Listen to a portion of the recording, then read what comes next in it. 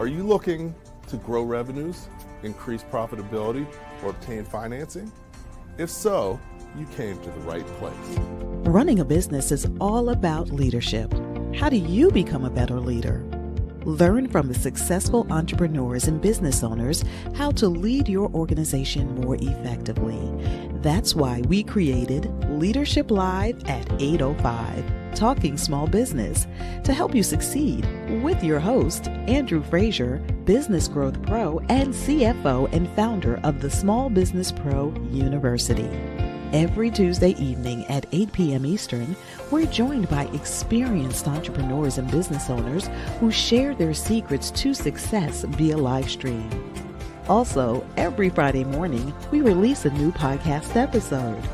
Either way, you will learn about developing your business leadership skills from our roster of highly performing guest experts. Leadership Live is one of the many valuable resources provided through the Small Business Pro University, empowering business owners to learn, profit, and grow. Find out more at sbpro.u.com.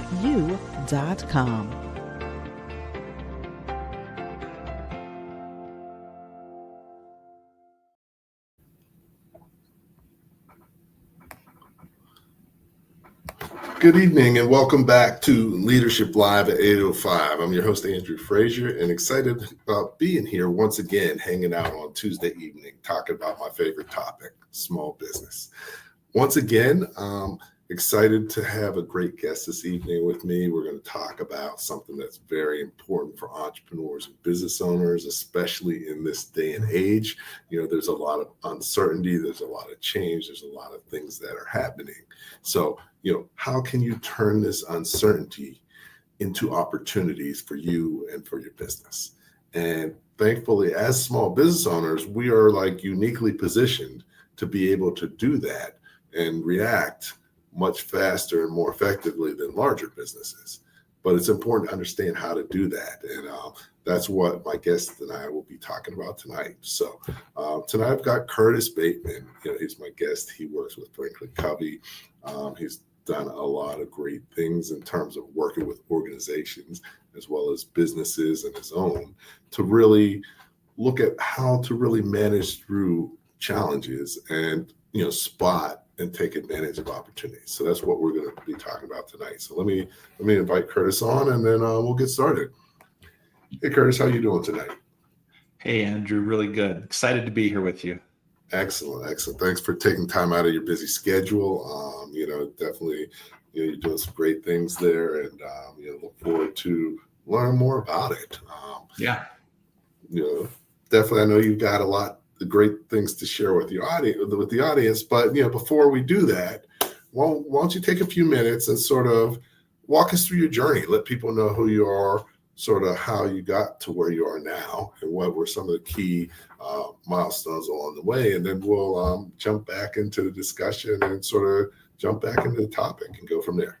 Cool. Yeah. I was watching the intro video, and it reminded me of the start of my career because I started in a small business. I joined a tech firm right out of school. It was a small VC-backed firm, which was so fabulous because it gave me opportunities well beyond my years. I'm in my early 20s, and less than a year into my work career, they asked me to move to Europe. So I was working for a tech company, moved to the UK for 4 or 5 years, and then got to come back and run sales for that company for a number of years. And what was interesting is I loved technology, but while I was doing the technology, they asked me to start developing all of the training. And I found that I loved being up in front of the room and helping people learn as much as the technology, maybe more.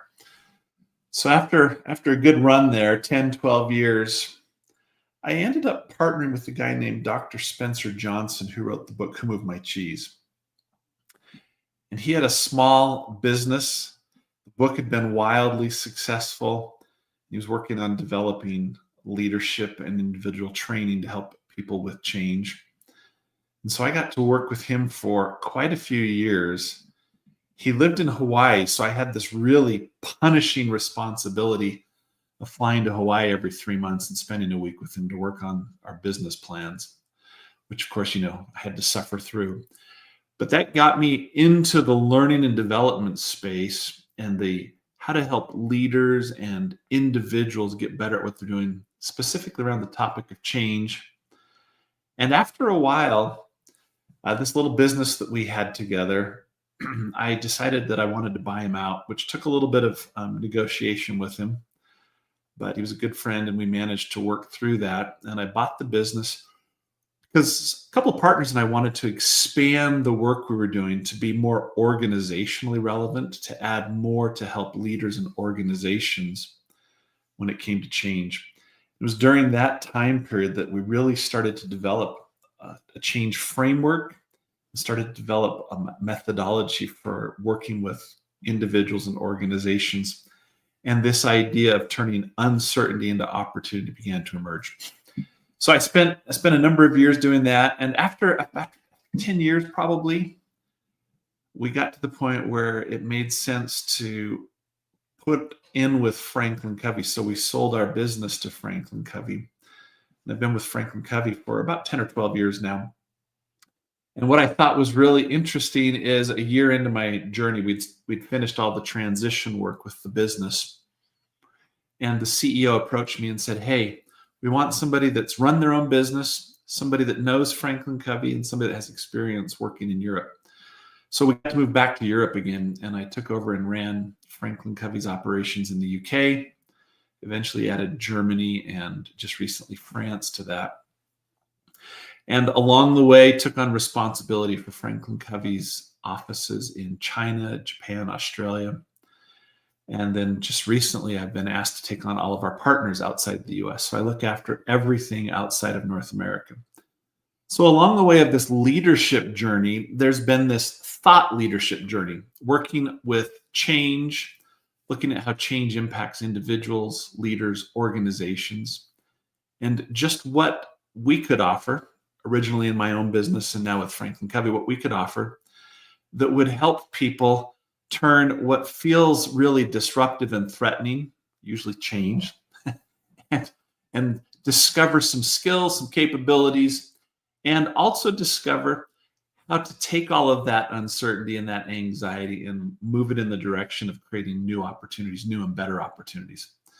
So over the course of the last 25 years, I've been studying this and working with organizations, big and small, all over the world, different cultures, different languages, different sizes of organizations, small businesses, startups, not-for-profit, education, NGOs, large commercial, corporate enterprises, governments. And I've really enjoyed that, but along the way, both discovered and affirmed that there's a set of principles that apply that can help organizations and leaders and individuals be more successful. So I'm looking forward to talking about that today with you, and it's great to be here on the show. Excellent, excellent. So, definitely we had talked and had some things in common, but actually we've got a lot more things in common now that I've heard your whole journey. The whole background. But definitely, I remember when Who Moved My Cheese came out, because our company bought it for every single person in the company. We all had to read it, and we had sometimes not in the best of circumstances, other times okay, but sometimes like here buy, and here's a book. But, right. But yeah, it was very popular and still is. It's a great book. There's some real wisdom in it. Yeah, no, it was excellent and groundbreaking at the time. So definitely that's cool. I didn't get to go to Hawaii, but when I was in the Navy, my ship spent a lot of time in the Caribbean. Oh, that's good. That's good too. But my wife was in New Jersey, so I'd be calling her in the winter when it was snowing. That's similar. And same thing. You're like, hey, I'm in Hawaii. It's really sunny. I went for a walk on the beach, and it's snowing in Utah. So yeah, it's but and then just international travel and what you learn and are able to share as a result, and the perspective you gain is really powerful. So no, definitely you bring a lot. So now, you said that you work for FranklinCovey and all this stuff, but you got to remember we're in like the small business environment. So like know. everybody at a corporation knows what FranklinCovey is, but not necessarily all small business owners. So if you could just give us a little bit about what FranklinCovey is all about. First of all, just let me share my love with all the small business owners. You know, when I had my own business, after I bought it from Dr. Johnson, we were a 15-person organization doing about $5 million a year. It's a pretty small business, and I loved it. I look back on that time with such fondness. So I haven't forgotten that experience and all the creativity and flexibility, the ability to participate in all aspects of the business, and of course, all the challenges that come with it. I haven't forgotten those, but I loved it. Those were great times. And so when we joined FranklinCovey, it was an interesting transition for me. I said to my wife, I'm like, hey, this is a 1,000-person company. No, not that big, 1,000-person company. I said, I'm going to give it a year because I love the more entrepreneurial environment. What I found is that FranklinCovey's work aligns so much with my values. It's been a really great fit. So FranklinCovey, many people go way back and they think, oh, was that the planner business? Or, oh, was that 7 Habits book with Stephen Covey? And the answer is yes, those are all part of our history. We're still a thriving business, and we've gone through many transformations along the way in our own corporate journey. And some of those transformations, you know, are spectacular stories, both spectacular successes and maybe some spectacular, oh boy, that was challenging. But over the years, we've worked on leadership development. We worked on the development of individuals and their capabilities. And right now we're at a point in our history where we really focus on developing leaders at every level. We focus on individual effectiveness. We spend a lot of effort working and helping organizations build high trust cultures. And then we help organizations, when they have a particular area of focus, execute on those singular and key objectives. And we try and do all of that through a principle-based approach. One of the things I love about principles is they're true. They're true in any context or circumstance. They're true if you're big or small. They're true if you're a first-time leader or a really seasoned leader. These principles, if you learn them and apply them, are true and relevant in every circumstance. So I like to make sure that what we do when we talk is to focus on the principles so that everybody can understand the underlying, the foundational ideas. And then the application happens in your own individual context. And that's where you bring your expertise with your business, your expertise with your leadership experience, or your particular, functional experience, and you marry that with a set of principles that we share. And they're relevant, they work. So FranklinCovey focuses in those 4 areas. We're a global company. We've been around for 40 years. We operate in 150, 160 countries. We have lots of languages that we support. We have people in markets all over the world, and we work with organizations of every shape and size, helping them with their most important business objectives and business outcomes that leaders need to see a change in human behavior to help them be more successful at what they do. So it's a great organization, great mission. We look to enable greatness in individuals and organizations. And for me, that is a direct alignment and very compelling call to my personal mission to try and help individuals and leaders get better and be more successful. So great place to be. If you haven't heard about us, go to FranklinCovey.com. You'll find there's a lot of information, a lot that's free that you can see, a lot that you can learn about us, and a lot that you can start to discover about the principles we teach all over the world. Excellent. And I've been through the training as well. So definitely it works. So I'm glad to have you here with me tonight, and really talking about what Frank, a lot of the things that FranklinCovey stands for and does is what I do with entrepreneurs and small business owners, and doing it based on principles or best practices, as I like to call them, and proven ways to run your business more professionally. And I think more business owners, more people need to learn as much as possible about them. And, we started the show out, it used to be called Live at 8:05. And then Live at 8:05, Talking Small Business. And then we realized that every week we're really talking about leadership. So then it became Leadership Live at 8:05, Talking Small Business. So, there's always an evolution, but leadership is so important for business owners because your business can only go as far as you're prepared to lead it.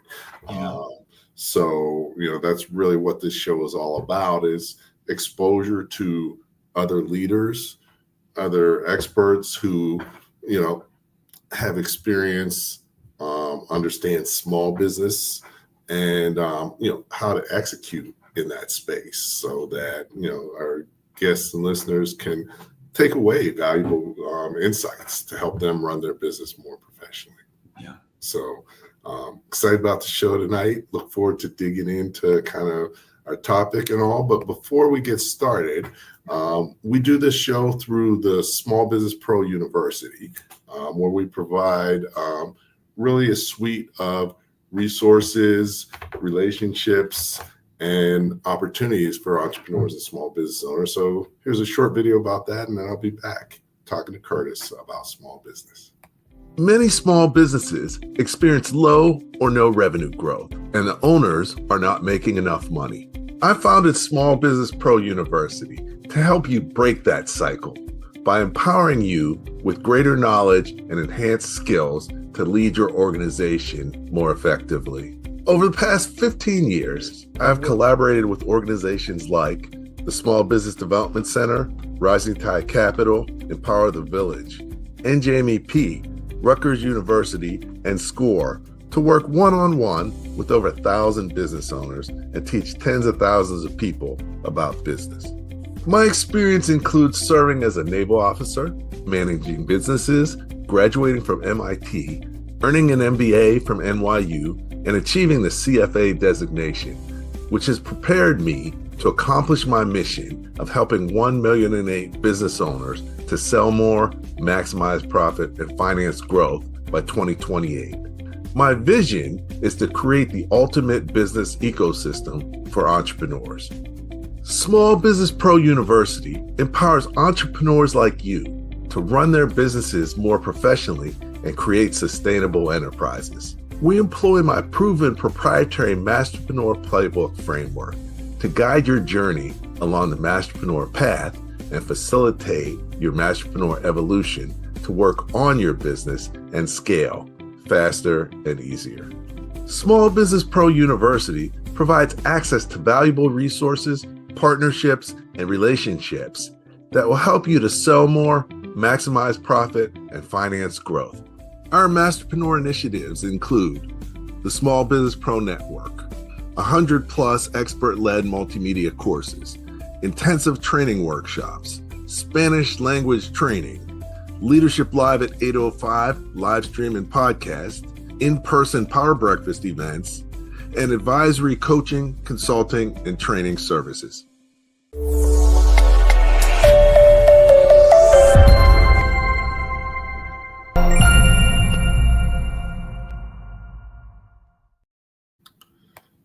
All right, welcome back to Leadership Live. I'm here with Curtis Bateman, and we're talking about change, how to turn uncertainty into opportunity.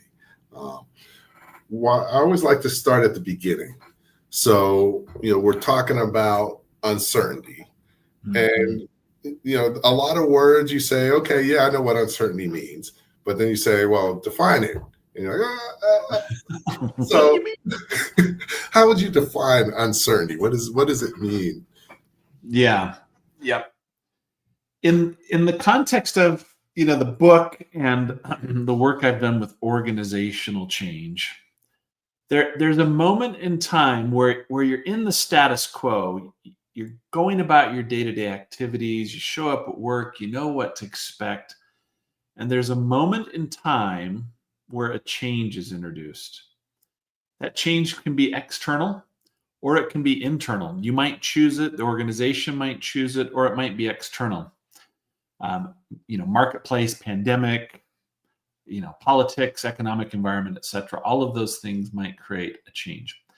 Whatever it is that triggers the change puts you into a state of uncertainty. And so here's my definition. You're in a state where you're not clear about really what's going on. You may be not sure about the why. And as a result, it feels like it has an impact on you and you're not clear on what actions you should take. And so when you find yourself in that circumstance, that would be the definition of uncertainty as it relates to change. And that's pretty stressful because as humans, we're really wired to like things to be predictable. And once it moves outside of that, it starts to feel really threatening to us. And when things feel threatening to us, we usually have more of that fight or flight response. And when that's the case, we don't do our best thinking, right? That's where we really don't do our best thinking. We actually tend to withdraw, shut down, and protect ourselves rather than leaning in to find the answers to those 4 questions. And so it's really the 4 questions that represent what I would define as uncertainty in our conversation. Okay, excellent. So really, it's about lack of clarity and understanding why and what's going on and how to address it. Is that? Yeah, we probably all feel like that, right? That happens a lot. The lack of clarity. Yes. So, the lack of clarity doesn't always mean there's a change happening, but change almost always means there is a lack of clarity. Yeah. Okay. Excellent. So now, when we're having this uncertainty, you talked about it triggers a response in people. Yeah. And I guess it's a natural response, but in this day and age, change is a constant. And especially if you run an organization, you talked about internal and external change, and you're dealing with, many forces around, and it's really your job to create the certainty, even though you're uncertain. So what are some of the ways that you help people to be able to effectively engage in that type of environment? Yeah. Wow, you just covered a lot of ground right there. I like that. I'm going to back up, maybe take a couple steps through it. There is no doubt that there's a lot of change. It's funny when I'm working with an audience or a leadership group and I say, how many of you feel like there's less change now than last year? The answer is never yes. There's always more change. And how many people feel like change is going away, right? Nobody. So we're all really clear that there's a lot of change. It's not slowing down, and that it's something we're constantly having to wrestle with. And yet in all of that, most people don't like it. There are a few that really like it, right? They thrive on new challenges. But for the most part, people feel like, oh my goodness, why is this happening again? And as a result, there's some data that surfaces here that plays out around the human reaction to it, right? There's this idea of leading change, where as a leader, I need to do these things. But underlying everything, underlying strategy, underlying, large tactical implementations, projects, product development, whatever that is, underlying all of that are people. And so if any one of those business activities creates the change, then the question is, what's going on with our people? How are they reacting? How are they feeling? And are we getting their hearts and minds engaged, or are we getting resistance? And so as we think through that and say, okay, we're always dealing with it, and why don't we just accept that? What I found when I've done a lot of survey work right as changes get introduced in organizations, and about 88% of people, so a large percent, think that a change is going to lead to something worse for them. That doesn't mean it will. It means they feel like it will when a change is introduced or when something new is happening. About 70% of the time, people think that it could be questionable if it's even valuable for the organization. Again, That doesn't mean it is or isn't going to be valuable. It means at the start of a change, that's how people feel. They feel that way because there's so much uncertainty and doubt around where this is really taking us. In fact, when changes are introduced at work, say you've got 10 people in your organization, you think you've communicated really well, or 30 people in your organization, or 50, and you think you've communicated really well. About half of people afterwards on exit interviews say, yeah, I'm not sure what's really going on. I'm not sure I understand why or what it really means. And so you have this human emotional response. And it's funny because we think, well, change happens all the time. Why aren't we getting good at it? Our human reaction causes us to protect ourselves and then struggle through the change. We push against it, we fight against it. And until we start to work through some of our concerns and questions, we find ourselves in a pushing back mode. So we never really develop a change capability. What we develop is a change endurance. I'm going to just suffer through this. A lot of changes go away. A lot of changes shift and morph. They take a different shape. And they always seem to be really hard and painful. And so that's the starting paradigm that people have, big or small. Now, if I'm the leader, if it's my organization, I'm probably feeling pretty energized by the change. I'm thinking, I got this great idea, make these adjustments, pivot here, and that feels exciting. Keep in mind, though, if you're the leader of the organization, 5 to 100 people, 100 to 1,000 people, if you're the leader and you've been thinking about this in the back room, working on it with colleagues and peers, trying to figure it out, and you have this breakthrough, you think, I'm going to make this adjustment and it's going to be a really nice breakthrough for us. All that time you've spent working through what's needed, why would we do it, what will it look like, what's the benefit, all of that has been effort that you've put in to discover that. The minute you announce it to the team, they don't have all of that underlying work that you've done. That's not in their head. All they heard was, hey, there's a big change and I want you to do this differently and you go do that and we're going to change these teams around and these 3 people are going to work together. All they heard is, what? That's a lot of commotion. They haven't been through your journey of figuring out why and where the value is. So we can alarm people. And that's why the starting point is distressing. That's why people push back. And so we want to acknowledge that. And if we can acknowledge that and meet people where they are, then we can help them move through this second stage of change, which I call the zone of disruption. The change is introduced to the point where I'm clear enough about what's happening that I can do something about it. And in that zone of disruption, that space, I'm sitting there waiting to be really clear around what's changing, why is it changing, what is it really going to mean to me, to my role, and what actions are you asking me to take? And the more we can do to help people with that, the more we can shorten the amount of time we spend in that zone. It's funny, if we're not careful and we don't clarify, we elongate that zone. And that's just time spent in a space of uncertainty and disruption, and it decreases productivity. It impacts employee engagement.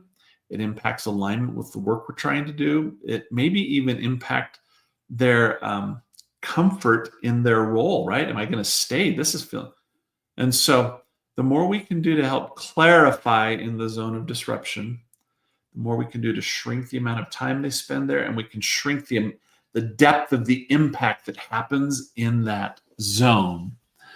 And so it's an interesting space, and it's one where if we do a better job meeting our people, we can actually do quite a bit to help us move through it faster and better as an organization, big or small. Okay. No, I mean, definitely you covered a lot there, which is great. Definitely change is not easy for anyone or any organization. And in most cases, change is unsuccessful, especially when you look at mergers and acquisitions and other types of large scale changes or transformations within large and small organizations, for the most part, they tend to be unsuccessful. In fact, Andrew, the data shows 75% of changes, IBM, Harvard, 75% of changes don't actually get the outcome they were targeting. 3/4. So not only are you saying it, the data backs it up. Right. So, but on the other side, I've studied mechanical engineering with a focus on manufacturing, and I did my thesis on an automation project. And what was found was many times on those types of projects, the results exceeded the expectations. So, sometimes it's falls short, sometimes it exceeds, but, there's degrees to how effectively you can manage change. Right. And, like you said, it all comes down to the people, to the leadership. And, one of the things that I always looked at is, communication is one of the most, if not the most important part of the change management process. And would you agree with that? Not? Why or why not? Yeah, completely agree. And I would add to it. So I talk about 5 specific change leadership capabilities. Vision, right? That's the storytelling of why in the world are we doing this? Vision, communication, alignment to vision. So alignment, and then engagement of our people, having them actually put both their heart and their mind and their back into the work of the change, and accountability. So communication sits right at the front end of my top 5. What I found is when we initiate changes, you go back to that scenario where the leader's been working on the change and announces it, it's pretty frequent that they feel like, okay, I've done the hard strategic work.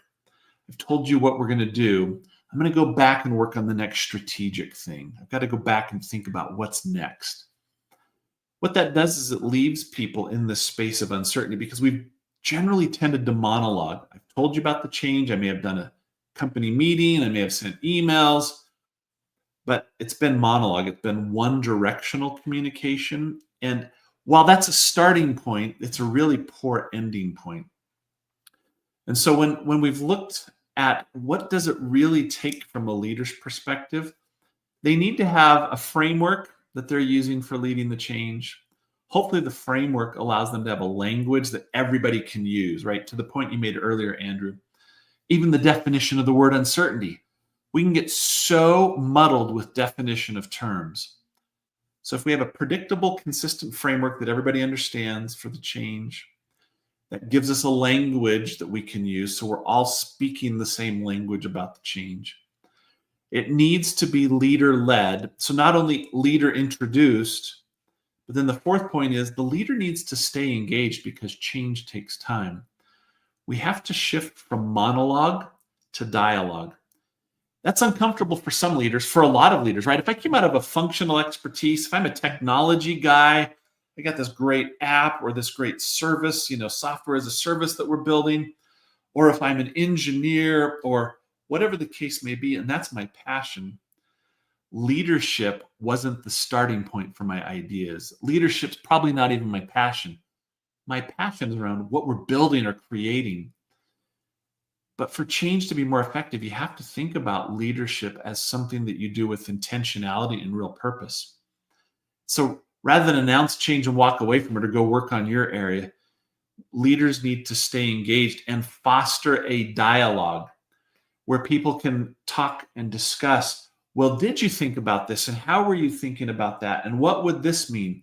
What are you wanting us to move from? What are you wanting us to move to? What are our old activities? What are our new activities? What are our old results? What are the new kind of results? And all of that requires back and forth so that we can refine together what we're doing. And then in that next zone after disruption, once we say, oh, I get it, I'm going to start working on it, we move into adoption, which is where the changes fail because leaders go back to what they were doing. Leaders step away from it. People are trying to figure it out. It's hard. Doesn't always work right the first time. And so it's a messy, winding road through adoption. And that's where leaders, if they'll stay engaged, if they'll foster a dialogue, if they'll help with the vision, they continue to tell the vision, to refine it, and to help other people understand it and tell the vision, and then work through that process, we can actually make quite a big difference. But it does require that shift. If you're an entrepreneur or a business owner and you started with an expertise separate than being a passionate leader, this is an opportunity where you can make a big difference. I worked in a company right at the start of my career. 3 engineers left Boeing, started a company, love them to death. Great guys, great leaders they were not. One of them ended up becoming a really great leader, but the others got really, really focused on their technical skill, and it meant that people really were left unattended to. And in change, that's a real problem, which is why other leaders were brought in over time to provide leadership on top of that specialty expertise that the founders had. So anyway, just big, massive agreement with you, Andrew. It's a critical skill when we're thinking about change. Okay, excellent. So, I mean, definitely, you mentioned earlier about culture. And, a lot of times in small business, that's really not something many business owners haven't thought about it or even know that that's really their job to manage. And, to be a successful business, you have to create a culture of success. And it would be great for you to share a little bit about what culture is and, how you should manage your culture in that sense of change. Yeah. This is a good one. I'm super passionate about this topic. I think as a leader, one of the single most important things you can do is pay attention to culture. Culture is the collective behavior and mindset of our people. What are we doing that's the same? And every leader will have a different way of doing this. There's not a right way. I suppose the wrong way is to ignore it or pretend like it's not a factor. Even in my own little business, when I had it, we had between 10 and 15 employees. We spent a lot of energy building culture. So what are the things we did? Well, what I'm going to tell you isn't what you should do. They're things that we did, right? We had a foosball table. We got a professional grade foosball table. And when we were working on problems or when there was frustration, we'd play foosball together. We'd laugh, we'd joke, we'd talk about the problems we're working on.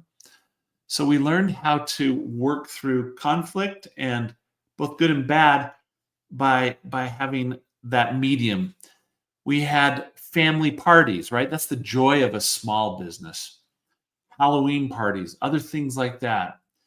And it wasn't that was a culture of partying. It was a culture of building relationships and creating an environment where we could collaborate in a less formal context. And by doing that, it activated creativity. And then that gave us the other part of our culture, which was how we worked, how we sold, how we engaged with clients. And what we found is when we would hire, we started to look for who fit into our culture and could contribute to it. We didn't need them to be the same as us. We needed them to fit into the culture and add to it, to expand it and extend it. And this is such an important skill. Again, having been a small business owner and worked in a startup, I spent 25 years of my career in smaller businesses. And what I learned was every leader had a little bit different version of the culture they created, but if they were not paying attention to it, it actually was damaging.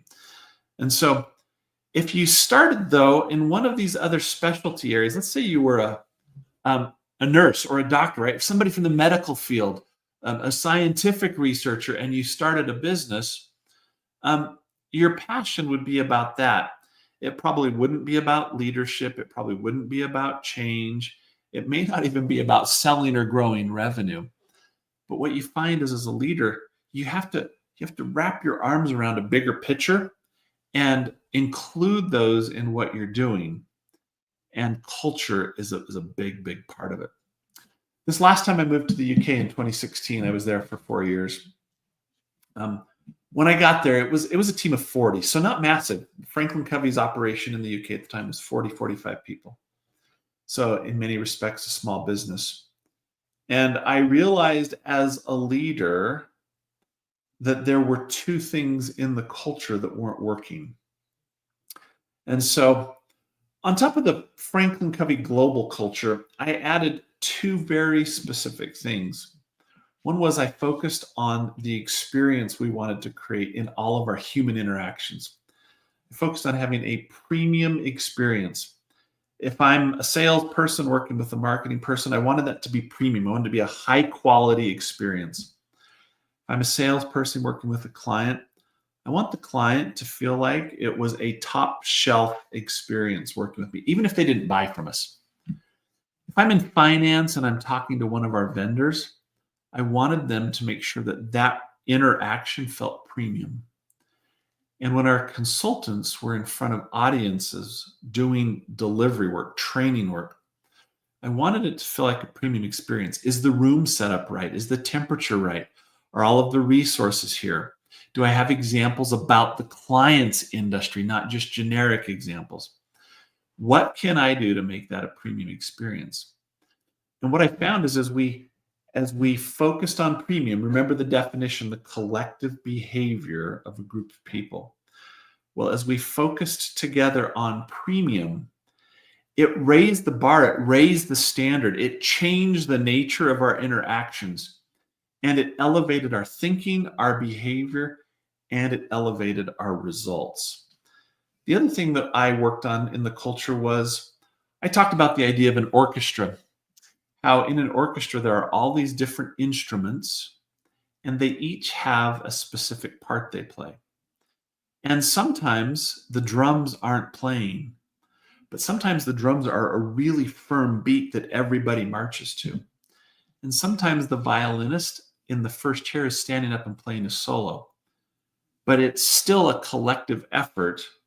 And I talked about our effort to work together internally to make music versus each person playing their own part just however they wanted and making noise. And so we started working on how do we work together, and in our interactions together, exterior and interior, how do we make that premium? So I'm not saying that should be your culture. I'm saying with intentionality, we worked on the culture, and as we worked on it, the collective behaviors elevated the performance of the organization. So culture is an essential part. Now, if we tie this to change, one of the interesting things is if we move from I don't like change to I have an awareness of a really predictable change pattern to I've developed some change skills, and if I use those skills enough, I become quite proficient at it. One of the things in our culture can be, instead of a change I don't like attitude to a change capable attitude, really shifts, and our culture could become one where there's more agility and more skill to deploy when we need to make changes. And as we do that, we have a culture of change agility. That means we can shift faster than competitors. We can keep our people aligned through change better because we've developed this capability. And as we do that, think about that. If we're more agile, if we're more responsive, if our people are more resilient to the change, suddenly change that was disruptive and uncertain, we've developed a capability that's created opportunity in the change. That's part of that journey. Instead of reacting, we're learning to act and be proactive so that we capture what the opportunity is and it becomes a capability. So quite a bit there, but I would argue that that change agility or change competency can become part of a culture if you work on it. Okay, excellent. And, the thing about culture is, you have to work it from the top. And if the leader isn't managing the culture, then the culture is going to go in different directions and it's not going to be under control. So, as a leader, you have to understand how important of a job that is. And in many cases, it may be your most important job, depending on the organization and where the organization is.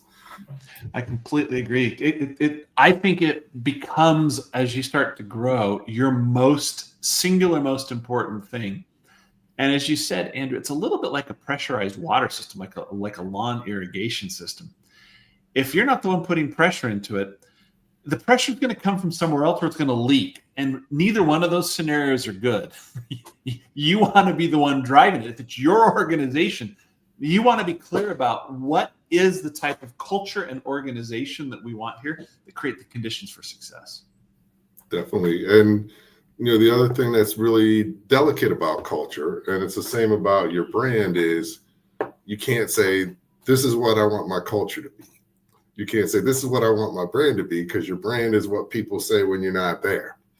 So you can't tell them what to say when you're not there, but you can do things to influence what they're going to say when you're not there. So, you manage it, but you can't control it. So it's an interesting leadership dynamic. And that's why it's difficult for a lot of people. It is. But I just want to say, since we're talking leadership specifically, I would hope people, as they move from being a creator and inventor or whatever to be an entrepreneur to leading a small business, I would hope they realize that leadership is one of the great callings in life. Your ability to influence others, to have them give you a portion of their career where you're leading them to produce outcomes. That's a really special responsibility. And I hope people would grab hold of it and feel like, wow, somebody's entrusting me with this time in their career. What am I going to do to help them be a better version of themselves in the next 1, 3, or 5 years because I'm their leader? Definitely. It's an important responsibility. So now, with FranklinCovey, we've worked with a lot of large organizations. And in smaller organizations, there's certain dynamics. And, one of the things that I've found working with so many entrepreneurs and business owners one-on-one and seeing their organizations is there's a path that a business follows that goes from startup to scaling. Mm-hmm. And, your business can only go as far down the path as you're prepared to take it. But at the same time, you have to evolve as a leader because it takes a different skill and capability to make it through each step in the path. That is so and true. I pulled that together into what I call the Masterpreneur Playbook Framework. And it's really the 5 steps from startup to scaling. So, if you look at it, you work on the concept of your business, then you work in your business, then you work on your business. Most people never successfully work on their business because your role changes from, starting out as a problem solver, working in your business, delivering your products and services, and then to work on your business, you got to optimize it. Mm-hmm. And then you sort of have to be a manager. So management skills, analysis, all that stuff comes into play. And many business owners may not have that skill or that level of interest in doing that. And your business is going to be stuck there, if not. From there, going to working on the future and developing your growth strategy, and then scaling your business. Each step requires you to be a different type of leader. In larger organizations throughout your career, very few people go from entry level to CEO. Yep. But in a small business, if you're going to create a business that's scalable, you're going to have to take every single one of those roles and do it successfully and build people behind you, which, is can be extremely challenging. And what can people do to prepare themselves for that? Yeah. First of all, I just want to acknowledge I have seen what you're saying. People get stuck on step 2 a lot. I've seen it. I've lived it. I've been in organizations where that's the case. So I like how you're describing this, Andrew, because there is an evolution in your own capability. If there isn't, you're going to get stuck at one of those stages, which either means you develop, you get stuck, or you bring somebody else in that can have those skills. And I've seen all of those scenarios play out. What I would say is that this is a change message. You have to be willing to put yourself into a state of disruption, to try new things. And that means you got to keep learning what it was that worked last year at that stage of the business won't work this year. And this is one of the great things about leadership. You can keep learning and developing. And even if you do something wrong, people can see your intent. As long as your intent's good, they're going to give you permission to try again. But you have to push yourself to learn those new skills. One of the biggest transition points I've seen where leaders struggle or owners struggle is the moment where they need to step away from being the expert on something or doing something and step into leadership. Now, I have seen organizations where they can't do that, so they have to just stay and focus on that and bring in a leader. But for many, it's the ability to know when is that moment to say, I'm going to evolve as a person and become this next stage on the model you've got there. And there are a couple things I would say to leaders.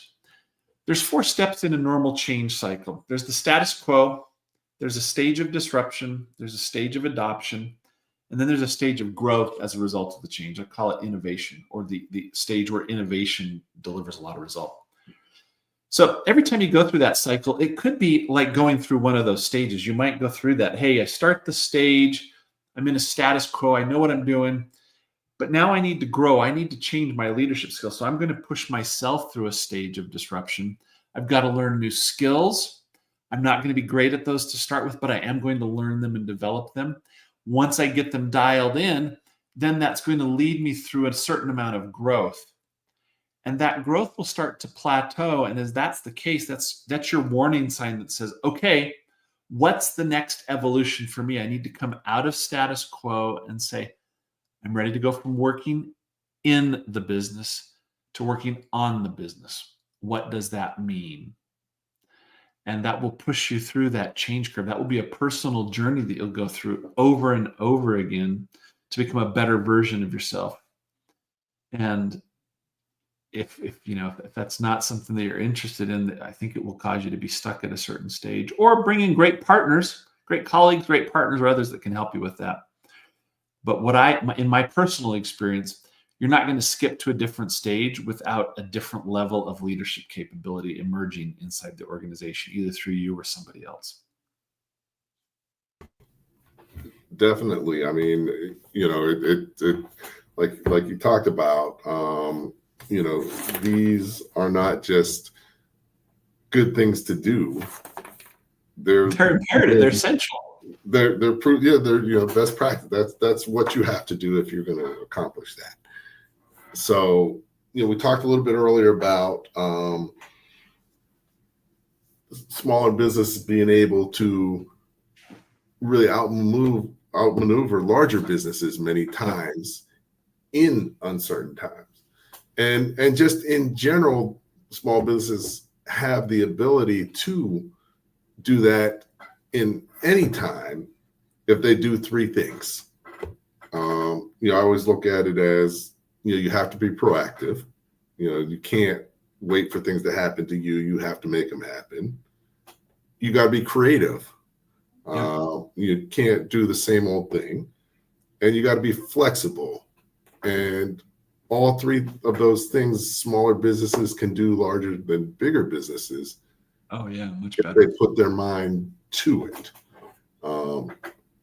So how can you as a leader do a better job of doing those things within your organization? How can you prepare yourself or develop yourself so that you can move your organization in those ways? Mm-hmm. Mm-hmm. You know, there are lots of things that you could do, and everybody's a little different on this journey. Some people will learn by watching others. Some people will learn by studying and reading. Some people will learn by going through trainings or coaching. But in every one of those instances, there is a proactive behavior on the part of the individual to say, I need to learn some more skills. I need to improve in this area. So whatever your learning style is, figure that out. But if you find yourself sitting in a non-moving space, right? You're just resting on your laurels. That's where you're going to get into trouble, right? You've got to constantly be pushing yourself to get better as a leader. And so that's not everybody, by the way. That's not a criticism of anybody. Some people, I have a couple of really great friends who realized early on they never wanted to lead. And they were really happy not leading for some very specific reasons. That's great. Maybe you know that about yourself. Then you need to solve the problem a different way. But if you really want to lead, then you've got to make the choice to proactively push yourself. Get a mentor, get a coach, get a networking group, take classes, read books, whatever it is that stimulates you and encourages you to elevate your capability. And I think if you use Andrew's framework here, then you can start to identify, hey, I'm really moving between 2 and 3. What are the skills to work on the business? The strategy skills, the talent development skills, maybe the money raising, whatever it is that you determine, you can use that framework and say, at this stage, what does I need to do? But if you find yourself not actively working on something, that you're going to be in trouble. You'll be stuck there at that stage, and it will be detrimental to you in the business. Okay, excellent. So, love the show. But one thing I always hate about the show is it's only an hour. It's only an hour. There's never enough time. But it's always great hearing from people with knowledge and expertise like you. But before I let you get away, I want you to share 3 key takeaways that people should have going away and things that they can think about and start to implement starting tomorrow. Because one, we talked about a lot of great things, and sometimes it's hard to know where to start. But even more importantly, most people can't remember more than 3 things. So, it's no good if they don't remember what we talked about. So this will leave them with some, clear direction in that space. So I'm going to play a short video about, one of the great capabilities that we're bringing together and launched this year for small business owners, which will help them a lot. And after that video, we'll listen to your top 3 takeaways and we'll go from there. Perfect. Excellent. Every great business owner needs an expert financial management team. As your business grows, you're going to need more comprehensive financial expertise to help you with these activities. Financing growth, managing cash flow, maximizing profitability, strategic planning and budgeting, accurate, timely information for decision-making, determining the appropriate staffing and inventory levels, and preparation for and analysis of potential opportunities. At this stage, you may not have the budget to hire multiple financial professionals from different firms. However, we can provide an outsourced team with over 100 years of experience in CFO, controller, accounting, tax, and bookkeeping to provide the expertise you need when needed. We will help you with your financial needs from A to Z. Whether you need bookkeeping, we will organize and enter your financial information. Accounting, we will provide accurate, timely financial reporting with analysis of key information and trends. Taxes, we will help you with tax preparation, reporting, and submission. Or CFO services, business strategy, financial projections, KPIs, or financing. We've got you covered from A to Z. Use the link below to schedule a complimentary discovery session. You have nothing to lose. Use the link below to explore how we can help.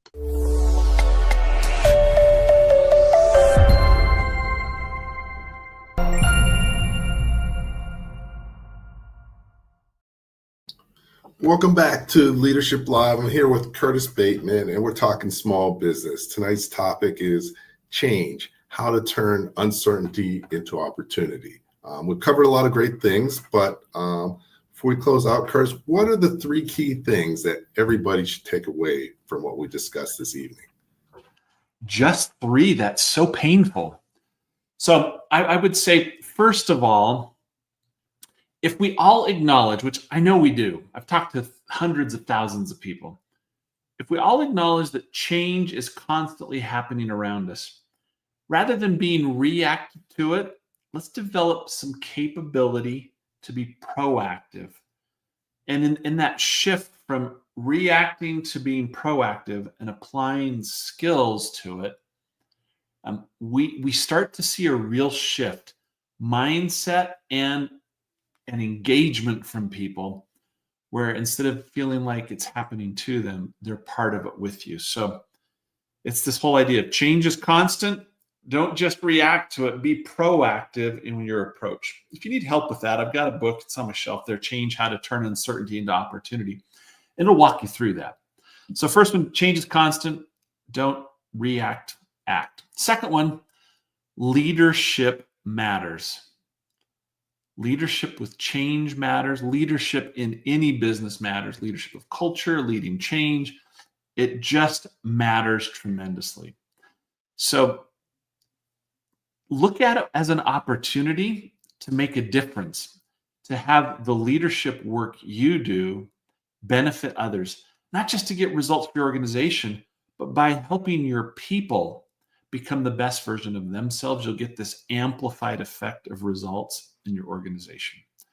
So change is everywhere. Don't react to it. Number 2, leadership. And number 3, it really is about people. People. Because after you set strategy, after you work on projects, after you develop new content or new ideas or new products, it is your people that make all of that happen. If there's 2 of them, if there's 5 of them, if there's 100 of them, if there's 1,000 of them, it's your people where it happens. And they will benefit if you can help them with the change and if you can provide leadership. But it really is about your people. And when you get that as a leader, it changes everything. And it creates so much opportunity for your success. So those are the 3 takeaways. If you want more, like I said, pick up the book, but it's just been great to talk with y'all tonight. Thanks. Appreciate it. Okay, excellent. So there we have it. Changes everywhere. So you want to be proactive. You can be part of the change rather than, be inconvenienced by the change. Yeah, or resist or fight it or anything else. Yeah. Right. Leadership matters. Definitely, leaders, many of the greatest leaders become the great leaders because of the environment that they're in. Yeah. And so, you should grow during whatever environment you're in to become a better leader. And you should seek that. And then it's about people. One thing, I served as a naval officer. So, I got exposure to all kinds of leaders, great ones and terrible ones. And say they're not all the same, are they? They're not all the same. And I can remember them all and why. So, it's valuable just to look at people's leadership and take what, positives and negatives. But, I think that everybody has the ability to be a great leader in their own way. There is no one way to do it. You're absolutely right. That's a misconception people have. Look at 20 leaders that you admire and see which pieces are your style, but don't try and be somebody else. Be your best version of yourself as a leader. Definitely. So no, this has been great. Appreciate you taking time out of your busy schedule. And in the chat, you've got links to FranklinCovey. You've got links to Curtis's LinkedIn. Feel free to reach out to him, and hope you got a lot out of it. I can tell from the comments that people have found this very useful. So definitely appreciate that. So if you can hang on for a minute, Curtis, we're getting ready to close out. Yep. We'll go from there. So, once again, just want to thank everybody for tuning in. Once again, another great show. Enjoyed talking to Curtis, and appreciate everybody's comments, questions. Definitely, love having it live so we can have interaction from everybody. So definitely appreciate that. Hopefully you can join us next Tuesday as well. And, at the end of the day, to be successful in business, the more that you know, the faster and more successfully your business is going to grow. Okay. Every great business owner, Thank you for listening to Leadership Live at 8:05, Talking Small Business. Subscribe to our YouTube channel and to the podcast on your favorite podcast platform. Leadership Live is one of the many valuable resources provided through the Small Business Pro University, empowering business owners to learn, profit, and grow. Find out more at sbpro.com.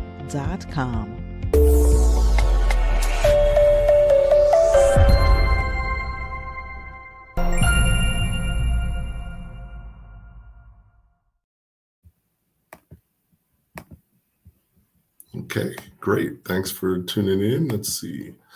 Okay.